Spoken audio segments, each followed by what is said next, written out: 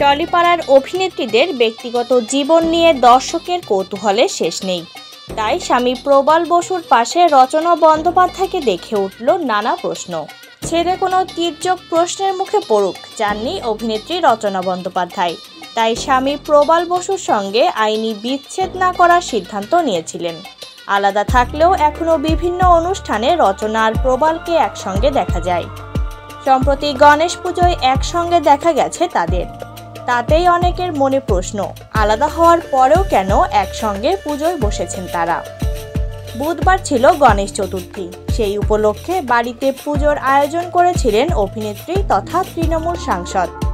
বাড়ির পুজোর বেশ কিছু ছবি সমাজ মাধ্যমের পাতায় পোস্ট করেছেন রচনা। সেই ছবিতে দেখা গেছে পুজোয় বসেছেন অভিনেত্রী, পাশে বসে আছেন প্রবাল। এই ছবি দেখে অনেকেই প্রশ্ন তুলেছেন, স্বামী স্ত্রী তো আলাদা থাকেন, তাহলে একসঙ্গে কেন পুজোয় বসেছেন। অনেকদিন আগে এক সাক্ষাৎকারে প্রবালের সঙ্গে সম্পর্ক নিয়ে মুখ খুলেছিলেন রচনা।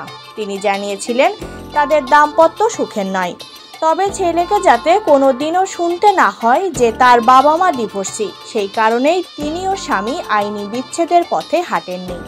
স্বামীকে নিয়ে কোনো অভিযোগও নেই তার। নিয়েছিলেন ছেলের পরীক্ষার সময় স্বামী এসে পড়ান, একসঙ্গে ঘুরতে যান, খাওয়া দাওয়াও করেন।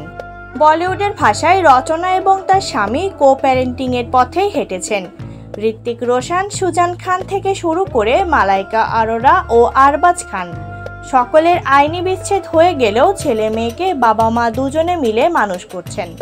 টলিউডেও এই ট্রেন্ড জারি বহু আগে থেকেই। তার প্রকৃষ্ট উদাহরণ রচনা ও প্রবাল।